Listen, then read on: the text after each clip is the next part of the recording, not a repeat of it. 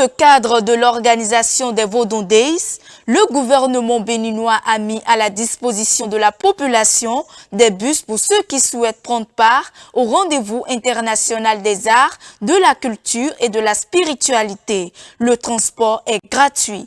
Le gouvernement a décidé de mettre des moyens roulants à la disposition des populations qui souhaitent se déplacer vers Ouidah à partir de Cotonou. Donc, nous avons 2 points de départ, ici même au Palais des Congrès et également l'esplanade du Stade de l'Amitié. Pourquoi? Parce que il y a un monde assez important qui est attendu au cours des 2 jours, les 9 et 10 à Ouidah. Et la ville est en chantier, il y a pas mal de routes qui sont en construction, de places, et on souhaiterait pas que la ville soit encombrée, que chacun se déplace avec sa voiture ou sa moto ou son tricycle. Donc, on a voulu mettre des bus de 30 et de 50 places à la disposition des populations qui souhaitent se déplacer de Cotonou vers Ouidah. Et ça, c'est gratuit. Les bus sont offerts par le gouvernement à titre gratuit pour que ceux qui souhaitent se déplacer vers Ouidah pour participer aux festivités qui se déroulent à Ouidah à partir d'aujourd'hui, puissent avoir la possibilité de le faire sans avoir à débourser un rond. Pour parfaire cette initiative du gouvernement, des dispositions ont été prises. Il y a 4 départs et 4 retours dans une journée. Donc le premier départ, c'est à 9h. Donc le premier départ d'aujourd'hui est déjà passé. Il y aura encore un départ à midi. Ensuite, un départ à 16h et un autre départ à 18h. Donc, on a 4 départs et 4 retours. Donc, le dernier bus quittera, pour le retour, le dernier bus quittera à Ouidah pour se rendre à Cotonou après le grand concert d'aujourd'hui et après le grand spectacle de demain. Donc, tous ceux qui ne souhaitent pas passer la nuit à Ouidah peuvent revenir à Cotonou en toute sécurité avec les bus, mais il faut réserver en ligne. Le lien est connu, c'est bookingvodoudays.com, donc c'est rendu public, les réseaux sociaux diffusent cela. Donc tous ceux qui sont intéressés peuvent réserver en ligne leur place et venir sereinement prendre leur bus pour se rendre à Ouidah. Ils doivent choisir les tranches horaires, c'est-à-dire s'ils veulent partir à 9h ou à midi ou donc l'heure qui leur convient, l'heure de retour également, ils peuvent choisir.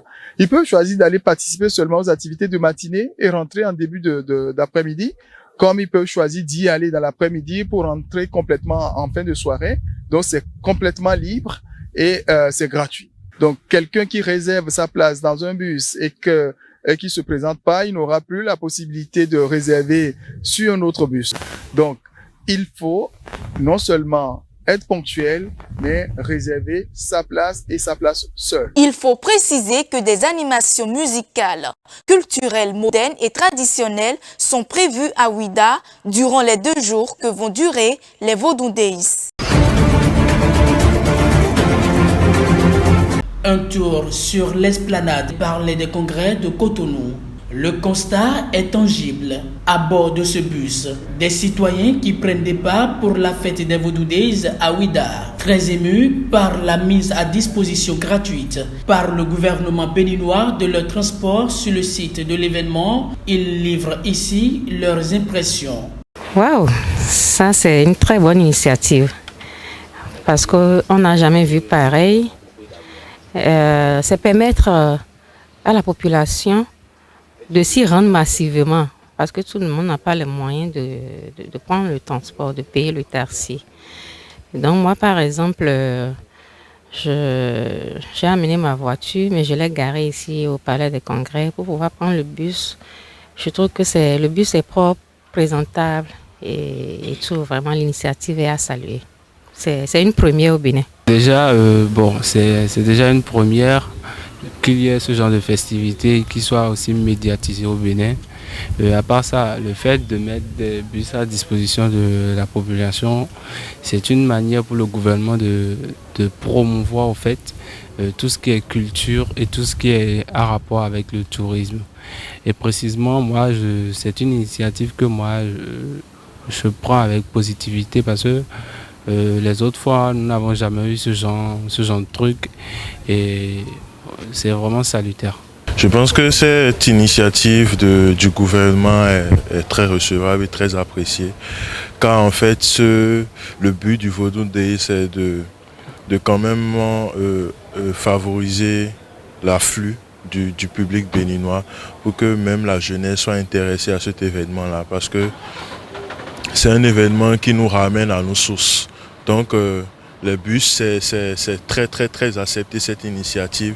Ça va aider la population, pour ceux qui ne connaissent pas le trajet aussi, de s'y rendre. Ce que nous avons de très spécial, précisément au Bénin, c'est notre culture.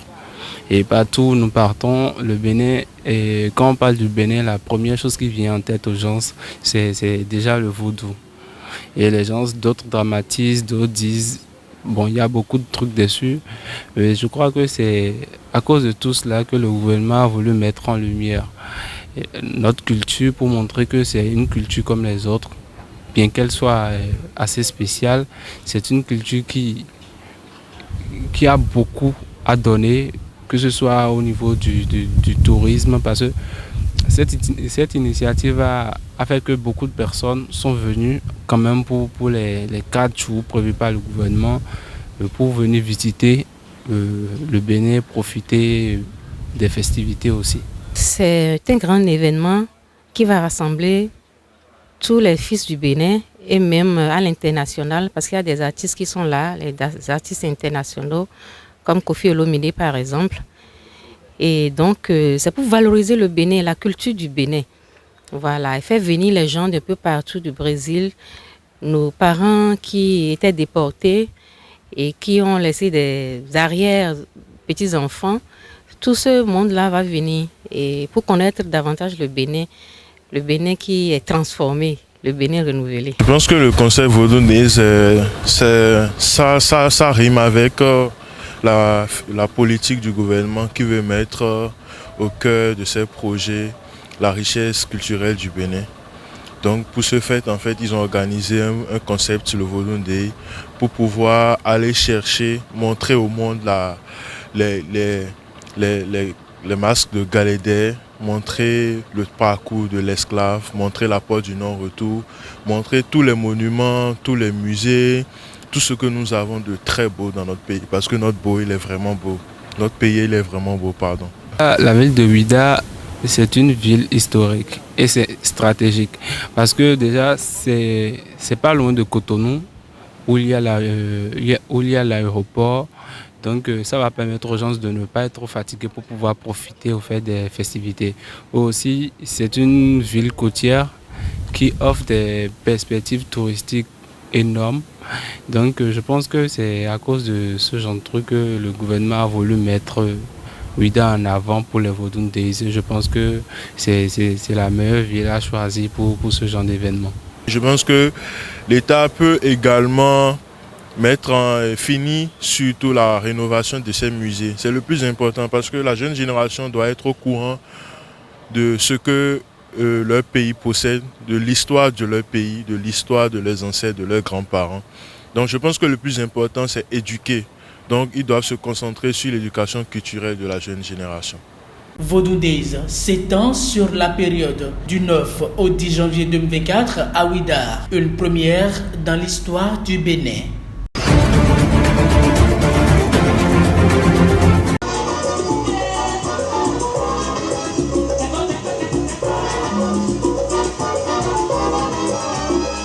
Magnifique de voir ce carnaval avec plein de choses qui se mélangent. On a des cultures de chez nous, mais on a aussi des représentants de notre culture à l'extérieur avec la troupe du Brésil qui est venue. Et on a un mélange de tout, on a des galédés, on a des tam-tam parleurs, on a de tout et c'est juste magnifique en fait à voir et à assister à ça. Venez nous rejoindre à Vodou Days.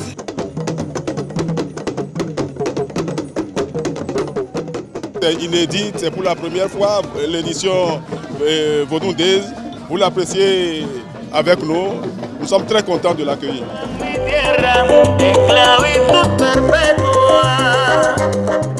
Le sentiment de fierté pour la ville et pour le pays.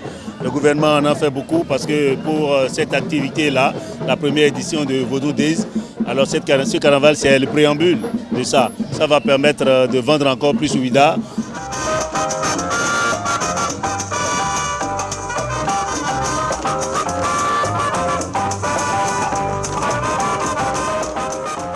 Une réussite, c'était vraiment formidable, c'est top, c'est vraiment topissime. C'est une première et j'espère que chaque année ça va se renouveler et toujours de plus en plus grand, de plus en plus gros pour que ça attire un maximum de tourisme. C'est génial.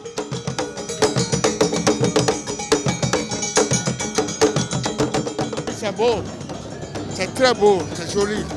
Vraiment, c'est quelque chose d'inédit, ce que nous n'avons jamais vu à Ouida.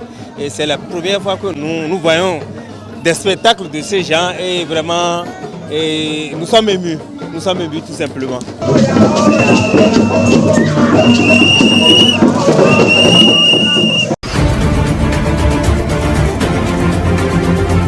Les Vodou Days, nous les voulons à caractère international.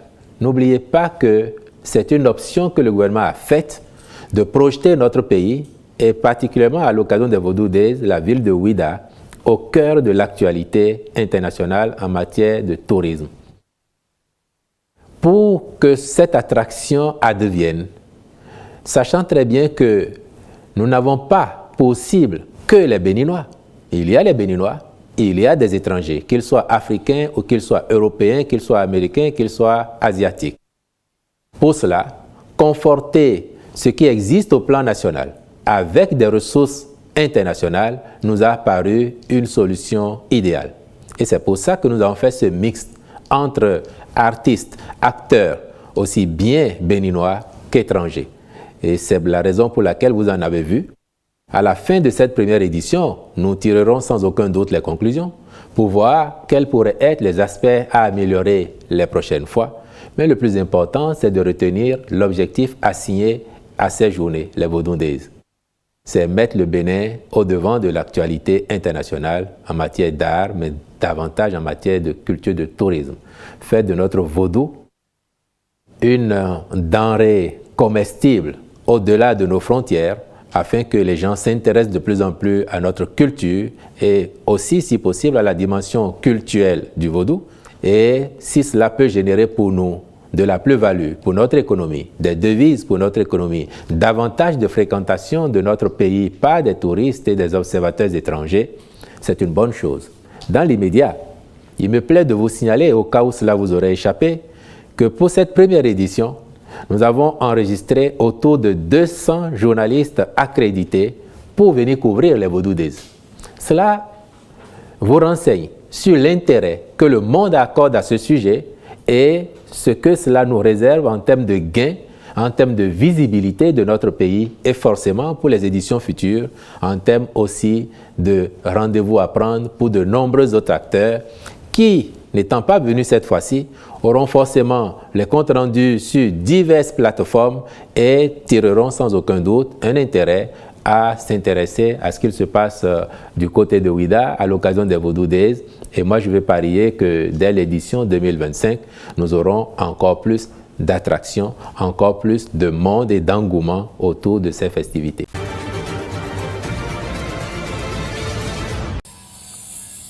À Cotonou, l'obélisque dévoué trône dans les jardins de Mathieu pour saluer la mémoire des morts du Bénin. Autrefois, c'était sur la tombe des soldats français disparus au nom de la colonisation qu'était déposée une gerbe par les présidents béninois successifs.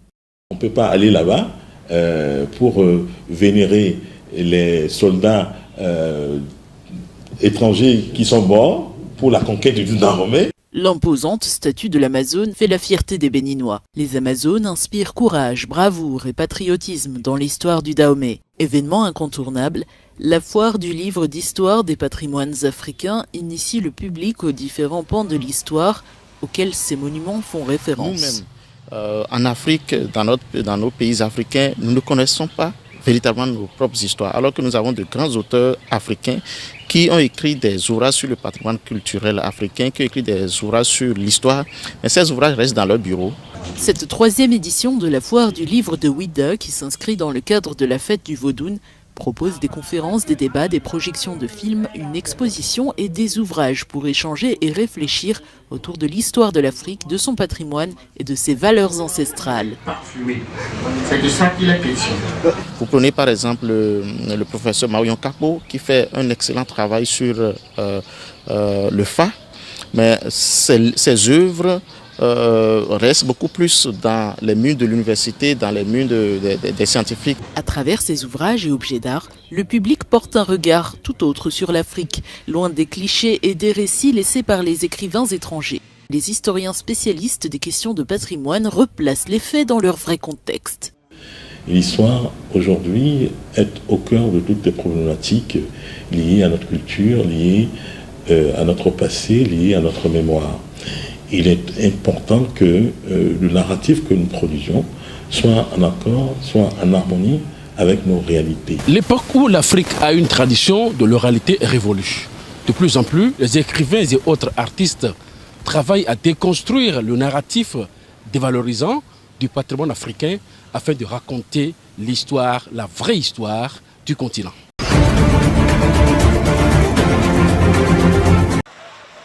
Ce coucher du soleil et ses jeux sur le sable fin du littoral de l'océan Atlantique semblent ne pas participer au bonheur de nombreux Sénégalais. Face aux conditions de vie jugées drastiques, plusieurs jeunes rêvent de quitter le pays. Si hier, l'Europe était en ligne de mire, une autre voie d'accès à la vie dont ils rêvent ferait cette, les États-Unis. Au Sénégal, c'est partout dans les rues, tout le monde parle du Nicaragua. C'est un secret de polichinelle. Quand j'en ai entendu parler, j'ai enquêté, j'ai commencé à suivre les lives sur les réseaux sociaux. Puis j'ai fait des démarches pour connaître les personnes qui vendaient les billets. Je suis parti du Sénégal pour le Nicaragua, j'ai fait une escale au Maroc, après une autre en Espagne, puis au Salvador, et j'ai atterri au Nicaragua. C'est à partir de là que la route vers les États-Unis d'Amérique est devenue clandestine.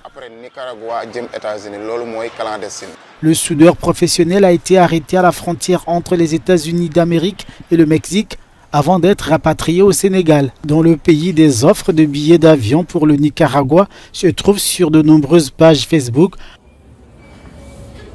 Je peux dire que de octobre à décembre 2023, j'ai à peu près 1200 personnes qui sont passées dans mon agence.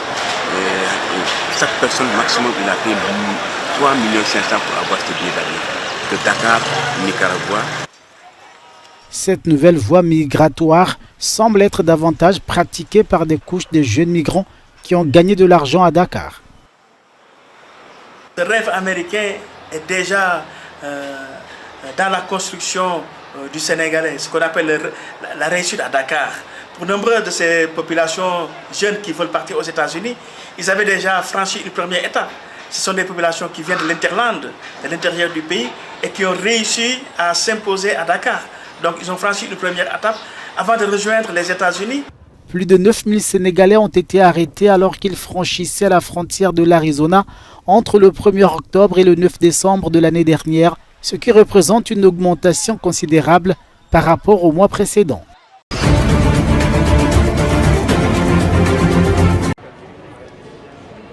La suppression des visas d'entrée au Kenya est effective depuis le 1er janvier. Pour fouler le sol de ce pays d'Afrique de l'Est, il suffit désormais de demander une autorisation électronique de voyage 72 heures avant son départ. Coût du document, $30. Mais la mesure est loin de faire l'unanimité. Les appréhensions concernent notamment les délais d'obtention de ce précieux sésame, alors que le pays a annoncé dimanche avoir reçu environ 10 000 dossiers irrélatifs. Seuls 4 000 au moins ont été traités. Mais pas que. La nouvelle disposition pénalise des ressortissants de plusieurs pays qui étaient jusqu'ici exemptés de visa pour la destination Kenya. Désormais, ils doivent obtenir l'autorisation électronique de voyage. La suppression des visas initiée le mois dernier visait à donner un coup de fouet au tourisme local. Le Kenya veut multiplier par 200 le nombre de touristes afin d'atteindre 4,5 millions de visiteurs d'ici à 2027. Des voix mettent cependant en garde contre un effet boomerang.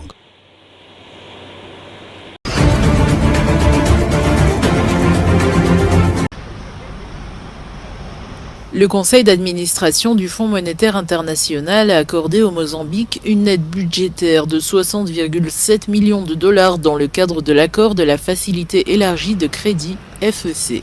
Selon un communiqué du FMI publié vendredi, cette initiative a pour objectif de relancer l'économie du Mozambique et favoriser une croissance inclusive par le biais de réformes structurelles dans ce pays d'Afrique australe. Cette réévaluation porte le total des décaissements au titre du programme de facilité élargie de crédit de 456 millions de dollars approuvés en 2022 à environ 273 millions de dollars, a indiqué le FMI lundi. L'examen du FMI montre que sur la base des performances du programme, le gouvernement mozambicain a adopté des mesures substantielles pour faire face de façon résolue aux défis macroéconomiques et se conformer pleinement aux exigences de l'agence, notamment le maintien d'une perspective budgétaire conforme aux objectifs fixés.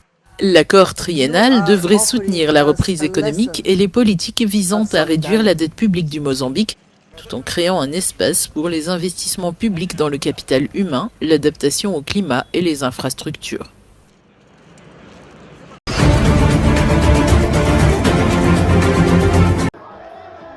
En RDC, la Cour constitutionnelle a confirmé mardi soir la réélection de Félix Tshisekedi.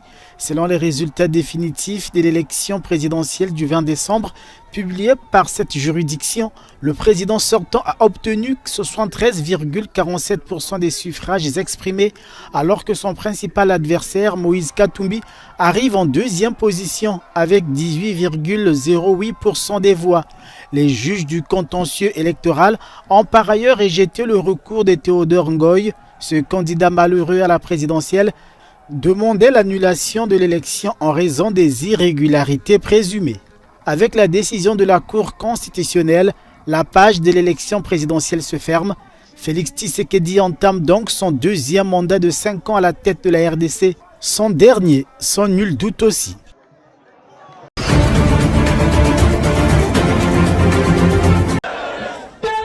La Cour internationale de justice tiendra sa première audience dans l'affaire de génocide intentée par l'Afrique du Sud contre Israël ce jeudi. Jusqu'à présent, plusieurs pays ont ouvertement soutenu l'affaire, seul Israël et les États-Unis s'y sont opposés. En décembre, l'Afrique du Sud a accusé Israël de génocide à Gaza, demandant l'arrêt de l'assaut militaire qui aurait causé la mort de plus de 23 000 Palestiniens. La plainte allègue qu'Israël a violé la Convention pour la prévention et la répression du crime de génocide de 1948. Parmi les nations favorables à la démarche sud-africaine figurent la Bolivie, la Turquie, la Malaisie, la Jordanie, ainsi que l'Organisation de la coopération islamique comprenant 57 membres tels que l'Arabie saoudite, l'Iran, le Pakistan et le Maroc. Les États-Unis ont manifesté leur opposition catégorique à cette initiative, déclarant le 3 janvier qu'il s'agissait d'un acte de soumission de la part de l'Afrique du Sud, jugé sans mérite, contre-productif et dépourvu de fondement.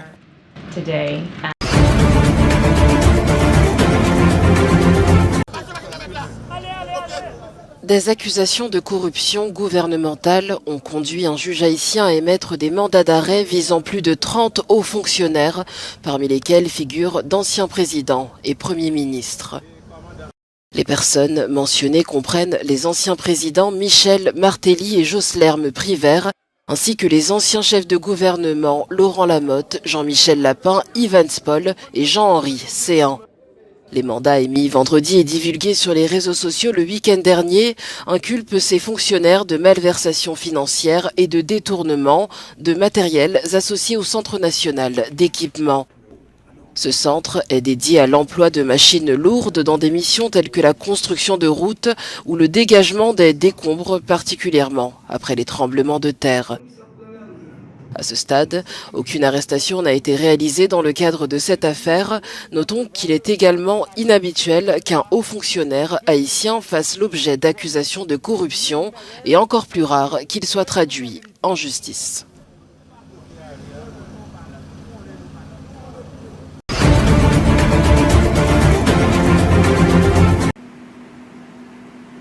Des défenseurs des droits de l'homme alertent sur les expulsions massives et les arrestations arbitraires en Tunisie, accusant le gouvernement de plier sous la pression européenne en échange de soutien financier. Lundi, le Forum tunisien pour les droits économiques et sociaux a accusé le gouvernement de mener une campagne de répression contre les migrants au détriment des préoccupations humanitaires. Dans son communiqué, l'association a alerté sur une situation alarmante aux frontières de la Tunisie avec la Libye et l'Algérie ainsi qu'à Sfax, point de passage pour les migrants vers la Méditerranée. Selon l'ONG, ce traitement ne se limite pas aux migrants illégaux, mais s'étend aux réfugiés, aux étudiants et aux travailleurs.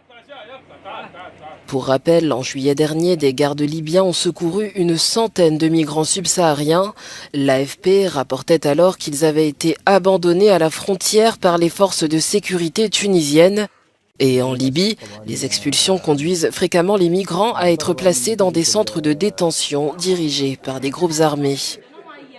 Bien que les autorités tunisiennes réfutent les allégations d'abus, les ONG exigent la cessation des expulsions, la fourniture de refuges et une révision des lois.